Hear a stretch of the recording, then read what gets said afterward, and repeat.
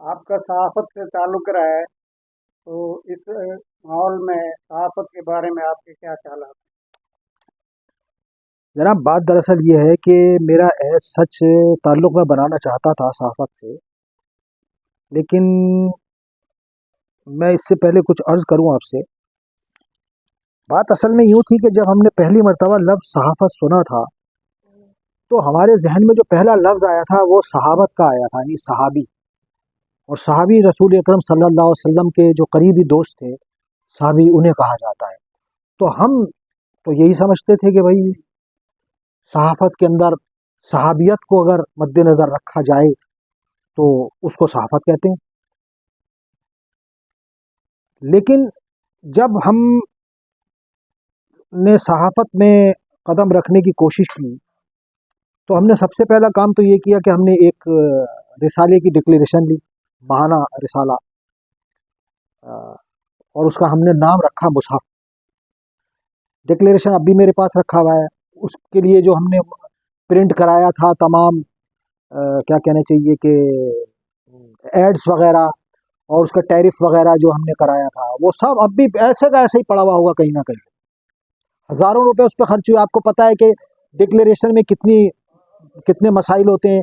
कभी कोई पुलिस वाला आ रहा है, कभी वो आ रहा है, कभी वहाँ जा रहे हैं इस्लामाबाद से। वो मतलब 2-3 महीने के बाद तो नाम ही आया था कि भाई ये हो गया। उसके बाद फिर डीसी ऑफिस गए, डीसी ऑफिस वालों ने, खैर मेरी तो अल्हम्दुलिल्लाह कोई पाई पैसा नहीं खर्च हुआ, तो क्योंकि वो भी देख लेते हैं ना सामने आदमी कौन सा होता है, कौन सा खड़ा है, क्या है। तो बहरहाल वो डिक्लेरेशन हमने ले लिया। डिक्लेरेशन लेने के बाद वो हमने कोशिश करी कि हम उसका पहला शुमारा निकालें। एक के पास में गया, मैंने कहा भाई देखो ये मटेरियल है, इसको आपने, ये इतने सफ़े बनेंगे इसके, ये आप छाप दें, इसको मतलब ये कि कंपोज कर दें। जब कंपोजिंग करी, मैंने प्रूफ रीडिंग करी। अब प्रूफ रीडिंग अगर आप अपने खुतूत की प्रूफ रीडिंग करेंगे तो सबसे ज़्यादा तो आप पकड़ेंगे ना कि यार मैंने तो ये लिखा था, ये लफ्ज़ क्या लिखा हुआ है। तो वो खैर जब मैंने देखा तो पता लगा उसमें प्रूफ रीडिंग की बहुत गलती है। अच्छा, उसको मैंने अखबार, वो जो रिसाला था, मैं उसको 2 ज़बानों में छाप रहा था, एक अंग्रेज़ी और एक उर्दू। वो पहला जो एडिशन था उसका, वो आज तक नहीं निकल सका। उसकी बुनियादी वजह क्या थी? उसकी बुनियादी वजह एक तो ये हुई कि जितने लोग मेरे पास आए उसके हवाले से, मैंने ऐड वैड भी दिया था। तो वो आए तो कार्ड बना दे, बस कार्ड बना दे, कार्ड बना दे। मैंने कहा भाई कार्ड की क्या ज़रूरत है तुम्हें? वो दरअसल देखे ना, कार्ड होता है तो फिर मतलब ये कि आदमी से गुफ्तगू हो जाती है और लोग बात मान लेते हैं। ये मैंने कहा अच्छा दे देंगे कार्ड। अल्लाह का लाख लाख शुक्र है, मैं तो अल्लाह का लाख लाख शुक्रिया अदा कर सकता हूँ कि वो रिसाला मेरा नहीं निकला।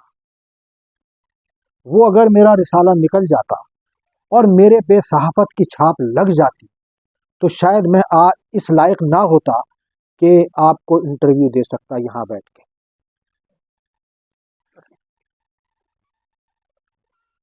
मैंने शायद अभी थोड़ी देर पहले गुफ्तगू किया था कि जो इलेक्शन के हवाले से मैंने इलेक्शन लड़े,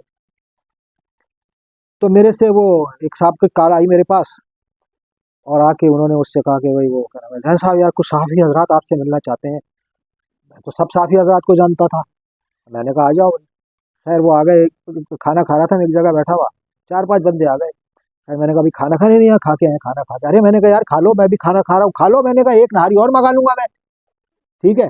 तो वो खैर उन्होंने वो नहीं नहीं करते करते भी खैर चलो उन्होंने कहा, मैंने कहा चाय मंगवाई, मैंने चाय मंगा के जब उन्होंने, मैंने कहा हाँ बोलो। कहेंगे कि ये बताएं आपके, आप जो है वो इलेक्शन क्यों लड़ना चाहते हैं? मैंने बोला भाई इसका जवाब तो दे दूंगा मैं आपको, लेकिन आप मुझे ये बताओ कि आपने मुझसे ये सवाल किस हैसियत में किया है? साफ़ी? मैंने कहा आप साफ़ी हो? मैंने कहा तालीम बताओ अपनी क्या है। मैं बाखुदा ये बात कर रहा हूँ आपसे। मैंने कहा अपनी तालीम बताओ क्या है तुम्हारी तालीम। तो वो अनशन करने लगा, समझे। वो कहने लगा मैंने तो 6 क्लासें पढ़ी। बाखुदा मैं आपसे ये बात कर रहा हूँ कि उसने कहा मेरे 6। मैंने कहा अबे तू दे 6 क्लासें पढ़ी हैं, क्योंकि देखे जबान तो है ना, फिसली जाती है। तो मैंने कहा तूने 6 क्लासें पढ़ी हैं, तू मेरा इंटरव्यू लेने के लिए आया है? मैं एमएनए का इलेक्शन लड़ रहा हूँ, समझे। मैंने कहा मैं एमए कर चुका हूँ, एलएलबी की डिग्री मेरे पास है। मैंने बोला और पता नहीं कितनी डिग्री है मेरे पास है। मैंने कहा तू मुझसे सवाल कर रहा है मैं इलेक्शन क्यों लड़ना चाहता हूँ। अच्छा फिर वो क्या नाम है, मैं वो तकसीम कर रहा था अपना पैम्फलेट, तो ख्वाजा अजमेर नगरी का आपने नाम सुना होगा, थाना ख्वाजा अजमेर नगरी के इलाके में जो थाने के उस तरफ पीछे, मैं तो देख के हैरान रह गया। हालांकि मैंने आपको बताया था गालिबन कि न्यू कराची में मैं उस वक्त गया था, मतलब उस वक्त से रह रहा हूँ जब मेरी 12 साल की उम्र थी और मैं 7th क्लास में पढ़ता था। जब मैं गया वहां पे तो मैं तो देख के हैरान रह गया कि एक शहर यहाँ भी आबाद है। खैर मैं गया तो मैं अपने हाथ से पैम्फलेट बांटता हूँ हमेशा, जब अपनी कंपेन में चलाता हूँ मेरे साथ कोई बंदा नहीं होता, माइक के ऊपर मेरी तकरीर चल रही होती है और वो तकरीर में खुद लिखता हूँ और अपना तारुफ होता है मेरा, और मेरी बेटी की आवाज़ में होती है। मेरी बेटी जो है बेहतरीन मुकर्रिर है अल्हम्दुलिल्लाह, उसने क्या नाम है मेडिसन के अंदर डॉक्टरेट उसने की है, जिसके दोनों बच्चे अभी आए थे।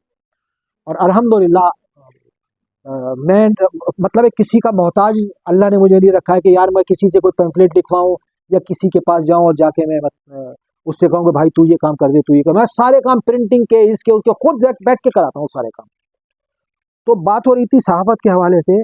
सहाफत में इस वक्त सूरत हाल ये है कि हर गली के अंदर जो है ना 2 सहाफ़ी रहते हैं, और जब आप उनसे सवाल करेंगे, जब उनसे आप सवाल करेंगे तो उनके पास जवाब नहीं होता। मेरे पास तो खैर आता ही नहीं अब कोई, उनको पता है कि यार ये अभी 2 मिनट में एक ने मुझसे अभी यही जो 2023 का इलेक्शन था वो मुझसे कहने लगा कि आप जो है वो क्या नाम है आपके अपने इलाके में क्या हो रहा है। रात के 2 बजे सवाल कर रहा है ये मुझसे 4K की चौरंगी पे, वही जो होटल मैंने बताया था वही है ठिकाना वहाँ। तो वो क्या नाम है, मैंने कहा क्या मतलब, कहने लगे कि वो आपके इलाके के अंदर गुटखा बिक रहा है। ओहो, मैंने कहा अच्छा, मैंने कहा तू ब्लैकमेलर है, गुटखे के नाम पे ब्लैकमेल कर रहा है। तो मैंने कहा तू जानता है मुझे, कहाँ रहता है तू, पहले तो मैं तू तकार से बात करनी शुरू कर देता हूँ ऐसे आदमी से, टू बी वेरी फ्रैंक, वरना मेरे लिए सब, मैं जब भी कोई आता है मैं अपने बच्चों से नहीं करता, मैं आप जनाब से बात करता हूँ। तो मैंने कहा तू ब्लैकमेलर है। मैंने कहा कहाँ रहता है तू, कब से रहता है इस न्यू कराची के अंदर। अच्छा मेरा पारा टेम्परामेंट जो है मेरा थोड़ा सा ऊपर हो जाता है फिर। मैंने कहा रहता कब से, और मैंने कहा किसने मुझे बुलाया था भैया बताओ तुम। अब वो छटपटा गया बंदा जिसने मुझे बुलाया था आवाज दे के, अरे जैन भाई जरा यार यहाँ पे तशरीफ ले आइए। तो मैंने कहा तूने ये बात कैसे करी मेरे से। मैंने बोला जा मेरे बारे में तुझे कुछ पूछना है तो तेरा, अगर तू यहाँ की पैदावार है तो अपने बाप से पूछ मेरा नाम जाके। वहाँ पे जो है ये क्या नाम है न्यू कराची के अंदर ये जो सामने वाले सेक्टर है 11 के सेक्टर 11 में 11 न्यू कराची में 11F 11G और 11D सबसे कदीम सेक्टर है ये। काला स्कूल सबसे आखिर में बना था, क्वार्टर काले स्कूल के सबसे आखिर में बने थे, ठीक है। 5F 5D यानी काला स्कूल और 5E ये आखिर में बने। इससे पहले 5G बन चुकी थी, 11F बन चुका था, 11D बन चुकी थी, 11E बन चुकी थी, समझे आप। बाकी तो फिर सारी मतलब ये कि ये आबादी जो मेरे सामने, ये क्या पूरी कराची मेरे सामने ऐसे उठी है, जमीन से निकल के आई है बाहर सारी कराची। और एक एक इलाका एक एक जगह, मैं उन जगहों को जहाँ जाके देखता हूँ मैं हैरान रह जाता हूँ। तो बात हो रही थी सहाफत की, तो जब मैं वहाँ पे पहुंचा तो मैं तो हैरान रह गया कि यार ये शहर आबाद है यहाँ पे। तो एक बंदा उस पर बैठा हुआ था ठेले के ऊपर, ऐसे केले वेले बेच रहा था। मुझसे कहने लगा कि सलाम वालेकुम साहब। मैंने कहा वालेकुम सलाम। कह लेंगे वो मुझे एक काम है आपसे। मैंने कहा हाँ बोलो। कह लेंगे वो मेरा साला जो है ना उस पर पुलिस ने केस कर दिया है। मैंने कहा मैं ये बांट लूँ फिर आता हूँ तेरे पास। कह लेंगे आप आएंगे ना। मैंने कहा हाँ आऊँगा। तो खैर वो मैं गया उसके पास वो पैम्फलेट बांट के। तो मैंने कहा हाँ भाई बोल क्या तेरा क्या मसला है। कहने लगा कि वो मेरा साला जो है ना उसको पुलिस ने उस पर केस कर दिया, उसको बंद कर रखा है और वो छोड़ नहीं रहे उसे। मैंने कहा क्यों, क्या करता है तेरा साला। तो कहने लगा वो सहाफ़ी है। अबे मैंने कहा सहाफ़ी को पकड़ रखा है। मैंने क्यों पकड़ रखा है। कहने लगा कि वो उन्होंने उसके ऊपर जो है ना वो उसका मंशियात का केस करके और उसको बंद कर दिया। मैंने कहा इसका मतलब ये हुआ कि तेरे साले ने पहले उनको ब्लैकमेल किया होगा है। मैंने कहा तेरे साले ने पहले उनको ब्लैकमेल किया होगा। उन्होंने कहा अच्छा बेटा तू हमें ब्लैकमेल करा, ला हम अब तुझे ब्लैकमेल करते हैं। तो सहाफत का इस वक्त ये हाल है। लेकिन लेकिन मैं उन तमाम सहाफ़ियों को सलाम करता हूँ कि जो वाकई सहाफत कर रहे हैं। अब देखें, अब सहाफत कितनी रह गई है। सहाफत, ये जो हमारे पास एक डिवाइस है ना, ये पूरी सहाफत आप इसमें बंद करने अपनी 1 मिनट में। इसमें जो आपने कहना है कह दें, आपको कहना आता है, आपके अल्फाज मेरी तरह टूटे फूटे हैं, जैसा भी मतलब ये कि आप जो भी आपने बोलना है आप इसे बोल लें और इसको डाल दें और अल्लाह अल्लाह खैर फला सहाफत हो गई पूरी। आपकी सहाफत इस हद तक रह गई है अब। लेकिन वो लोग भी हैं जो बाकायदा तहकीक करके बात करते हैं, जो बाकायदा किसी मौजू के ऊपर मौजूआती गुफ्तगू करते हैं। अदब की बात होगी तो अदब की बात करेंगे, वो सियासत की बात होगी तो सियासत की बात करेंगे, जहालत की बात होगी जहालत की बात करेंगे। और ना सिर्फ ये, अपने इलाके के मसाइल को हल करने के लिए वो हर वक्त शबो रोज़ जिसको हम कहते हैं तैयार रहते हैं। बड़ों का अदब करते हैं, छोटों से शफकत करते हैं।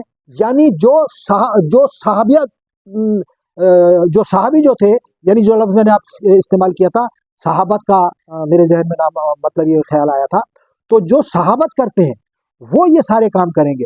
और बाकी माजरत के साथ सहाफत का लफ्ज़ जो है इन सहाफ़ियों के लिए जो अपने आप को नाम नहाद सहाफ़ी जो है, जिनके पास सिर्फ एक कार्ड है, जिनके पास सिर्फ एक कार्ड है। मैंने कार्ड के लिए वो मैंने अपने कार्ड तक पे नहीं छपवाया हुआ, ये मेरा जो विजिटिंग कार्ड है उस पर कहीं नहीं लिखा हुआ जर्नलिस्ट। जबकि अल्हम्दुलिल्लाह मेरे पास, आप अगर कोई मौजू देना चाहे आप मुझे मौजू दीजिए, मैं आपसे गुफ्तगू करूंगा और तारीख के हवाले से भी करूंगा, अदब के हवाले से भी करूंगा, और जिस जिस हवाले से उस मौजू पे गुफ्तगू की जा सकती है मैं इंशाअल्लाह ताला उस पर बात करूंगा और भरपूर टाइम दे के बात करूंगा आपसे। अल्लाह का बड़ा करम आसान है जी। बड़ी मेहरबानी जनाब आपकी। आइंदा इंशाल्लाह बहुत जल्द आपसे मैं फिर भी मुलाकात होगी। अच्छा अच्छा अच्छा, बहुत बहुत शुक्रिया आपका। मैं सबसे पहले तो अपने जो अहमद ख्याल साहब हैं, मैं असल में मसला पता है क्या है, मैं अक्सर व बेशतर लोग मुझसे कहते हैं कि यार आप साहब कहते हो, आपकी इतनी अच्छी दोस्त, इतनी पुरानी दोस्ती। मैंने कहा भाई बात दरअसल ये है कि लफ्ज़ भाई जो है ना, वो एक ज़माने में बहुत अच्छा लगता था, एक ज़माने में बहुत अच्छा लगता था ये लफ्ज़। और अब जो है ना, इस लफ्ज़ को का जो हाल किया है वो आप सब जानते हैं, मैं उस पर बात नहीं करनी चाहता। मेरे बड़े गहरे ताल्लुकात हैं इस कराची की पॉलिटिक्स में भी और अल्हम्दुलिल्लाह कराची की के अदब में भी। सैकड़ों पीएचडी लोग ऐसे होंगे, सैकड़ों पीएचडी लोग ऐसे होंगे कि जो मुझे जानते हैं अल्हम्दुलिल्लाह। जैन अफगान डॉक्टर साहब की, ये जिनका मैंने अभी शौकतुल्लाह जौहर साहब का जिनका मैंने जिक्र किया, डॉक्टर साहब का पीएचडी का जो थीसिस है उस पे मुझ नाचीज़ ने गुल अफसानी करने की कोशिश की है, उस पर फ्लैप मेरा छपा हुआ है। एक और किताब है, मेरा ख्याल है शायद उसका नाम मेरे जहन में नहीं है, अभी असल में मेरे साथ थोड़ी सी ये प्रॉब्लम हो गई है, नाम मैं भूल जाता हूँ, चाहे वो किताबों के हो या मतलब दोस्तों के हो। तो इंशाल्लाह ताला आइंदा भी आपसे मुलाकात रहेगी। आपका, मैं इस लायक नहीं था कि मेरा ये इंटरव्यू लिया जाता, लेकिन आप लोगों की ये मोहब्बत है, ये आप लोगों की बड़ाई है कि आपने मुझे ये मौका दिया कि मैं अपने टूटे फूटे अल्फाज में जो भी मेरी मारूज़ात हैं, जो भी मेरे ख्यालात हैं, वो मैं पहुँचा सकूँ। और बस मेरी आखिर में ये दुआ है कि पाकिस्तान के जो मारूज़ी हालात हैं इनमें तब्दीली आनी चाहिए, लेकिन लगता नहीं है कि इनमें तब्दीली आएगी। और ये तब्दीली उस वक्त तक नहीं आएगी जब तक इस मुल्क में मुर्दा जानवर का गोश्त बिकता रहेगा। मुर्दा जानवर खाते खाते हमारे दिल मुर्दा हो गए। मुर्गी का गोश्त, मुर्दा मुर्गियों का गोश्त बिकता है। गधे का गोश्त खाते खाते हम मेहनत खूब कर रहे हैं लेकिन आवाज़ नहीं उठाते। जिस तरह गधा मेहनत करता है और आवाज़ नहीं उठाता, मालिक मारता है उसे बोझ लादता है, शाम को जो दे देता है खा लेता है। इसी यही हालत हमारी है कि हम मेहनत कर रहे हैं, सब कुछ कर रहे हैं, इसके बावजूद हम क्यों नहीं बोल रहे? उसकी बुनियादी वजह क्या है कि हम गधे का गोश्त खा चुके हैं। हमें गधे का गोश्त खिलाया जा, और ये एक बाकायदा किसी, मैं तो समझता हूँ कि एक सोची समझी स्कीम के तहत हमें गधे का गोश्त खिलाया गया है, हमें मुर्दा जानवर का गोश्त खिलाया गया है, ताकि एक मुसलमान की हैसियत से ना हमारे अंदर हौसला रहे और ना हम सच बोल सकें और ना हम किसी जालिम के गिरेबान पे हाथ डाल सकें। अब हम नाम के मुसलमान हैं, मुर्दा जानवर खाने वाले, मुर्दा गोश्त खाने वाले और गधे की तरह मेहनत करने वाले। बड़ी मेहरबानी, बहुत बहुत शुक्रिया बड़ी मेहरबानी। आपका, बड़ी नवाज़िश।